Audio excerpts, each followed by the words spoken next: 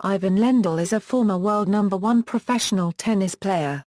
Originally from Czechoslovakia, he became a United States citizen in 1992. He was one of the game's most dominant players in the 1980s and remained a top competitor into the early 1990s. He has been described as one of the greatest tennis players of all time. Lendl's game relied particularly on strength and heavy topspin from the baseline and helped usher in the modern era of power tennis. Lendl captured 8 Grand Slam singles titles. He competed in 19 Grand Slam singles finals, a record surpassed by Roger Federer in 2009.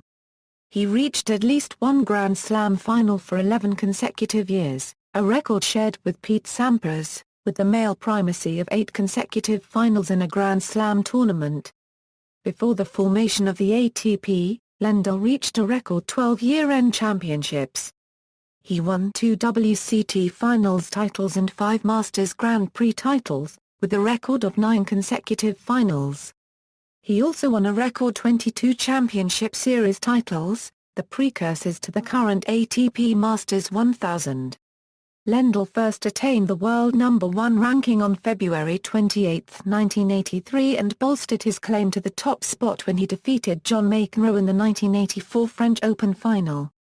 For much of the next 5 years, Lendl was the top-ranked player, until August 1990. He finished 4 years ranked as the world's top player and was ranked #1 for a total of 270 weeks and set a new record previously held by Jimmy Connors, since broken by Pete Sampras and Roger Federer. Starting in 2012, he became Andy Murray's coach. He is the second male player to win more than 1,000 tennis singles matches. Only Connors has won more singles matches than Lendl. Lendl has won 94 singles titles, second only to Connors' 109 titles. Personal life: Lendl was born into a tennis family in Ostrava, Silesia Moravia, Czechoslovakia. His parents were top players in Czechoslovakia. Lendl turned professional in tennis in 1978. He relocated to the United States in 1981, first living at the home of mentor and friend, Wojtek Fibuk. Later, Lendl bought his own residence in Greenwich, Connecticut.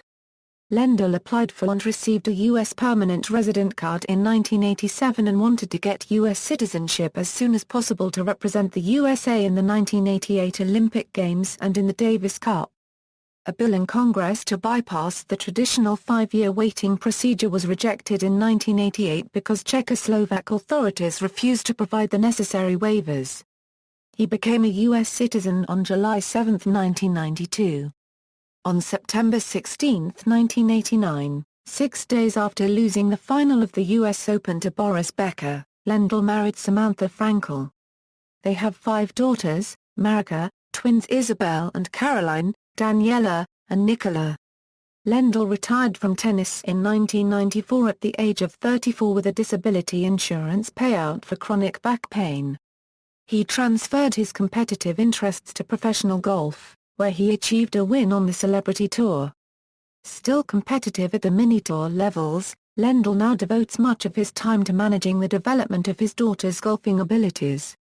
2 of his daughters are members of the University of Florida women's golf team. Daniela is a member of the University of Alabama women's golf team. His daughter Caroline walked on to the University of Alabama women's rowing team for the 2011 Euro 2012 academic year, and his daughter Nicola enjoys eventing horses. Lendl has played in the Gary Player Invitational Charity Pro-Am many times for friend and golf icon Gary Player. Lendl is an art collector and has a nearly complete collection of posters by Alphonse Mucha. The collection was exhibited in Prague in 2013. South African exhibition and aftermath: in July 1983 Lendl played 3 exhibition matches in Sunday City, South Africa, in the apartheid-era Bantustan of Bophuthatswana. The Czechoslovak Sport Federation, controlled by the Communist Party, expelled him from the Czechoslovak Davis Cup team and fined him $150,000. Lendl disagreed with the punishment and fine. In addition, the publication of his name and results in the Czechoslovak media were prohibited. The ban was extended not only to Lendl, but to anything about world tennis, all tennis tournaments, and both men's and women's circuits. The appearance in this exhibition in Sunday City and Lendl's Americanized living style ignited a long-lasting dispute between Lendl and the Czechoslovak communist authorities, which was never settled and resulted in his decision to apply for a green card in 1987 and later on for U.S. citizenship. Playing style: Lendl was known, along with Borg, for using his heavy topspin forehand to dictate play, although Borg's full Western-style topspin was more of a high loop. Lendl's forehand had a tighter topspin, was faster and flatter. His trademark shot was his running forehand, which he could direct either down the line or cross-court. Early in his career, Lendl played a sliced backhand, but in the early 1980s he learned to hit his backhand with significant topspin. This shift allowed him to defeat John McEnroe in 1984 in the French Open, Lendl's first Grand Slam victory. In the first two sets, McEnroe used his habitual proximity to the net to intercept Lendl's cross-court passing shots.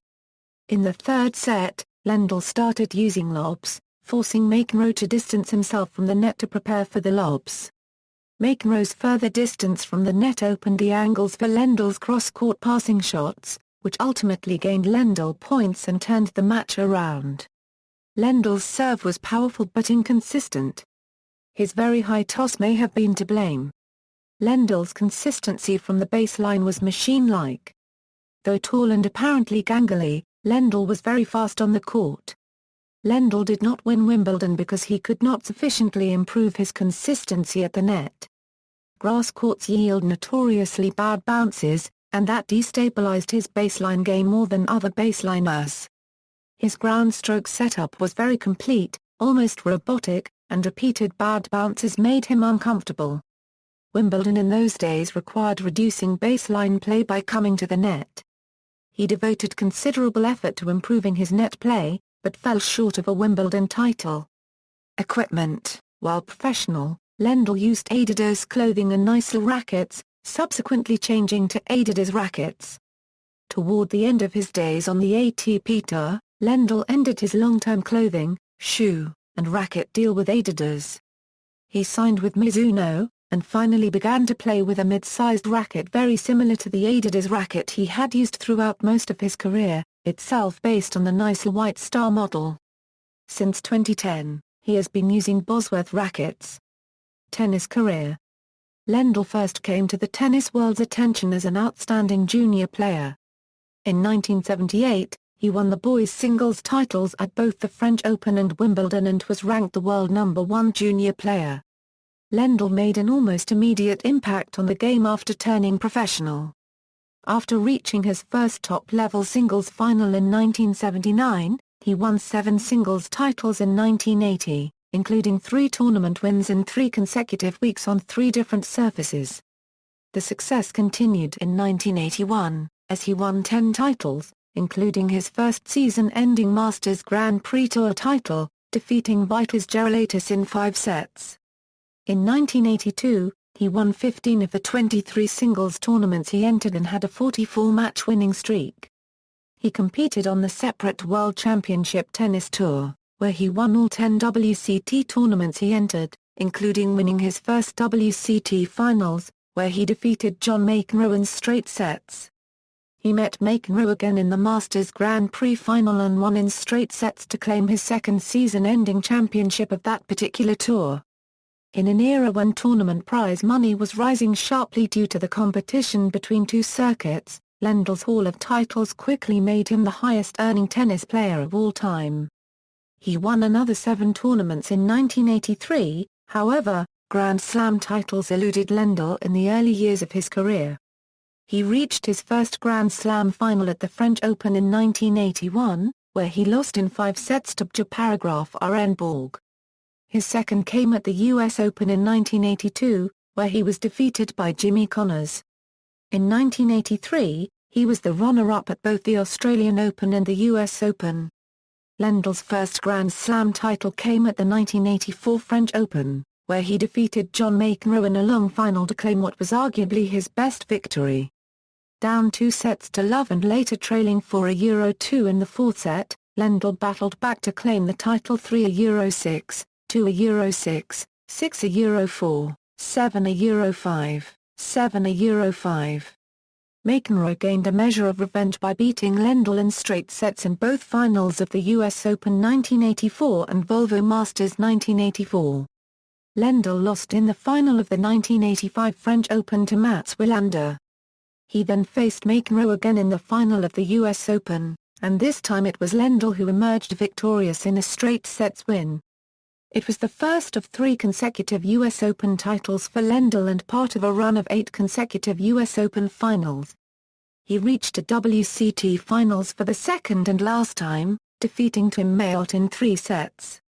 Success continued when he also took the Masters Grand Prix title for the 3rd time, defeating Boris Becker in straight sets.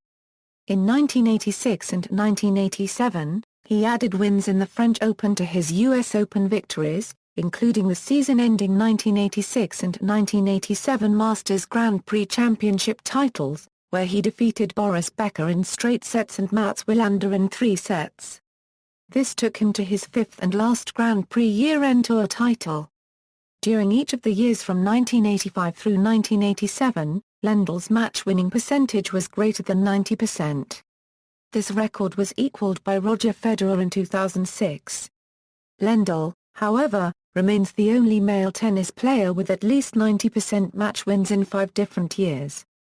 From the 1985 US Open through the 1988 Australian Open, Lendl reached 10 consecutive Grand Slam singles semi-finals, a record that was broken by Federer at the 2006 US Open. 1989 was another very strong year for Lendl.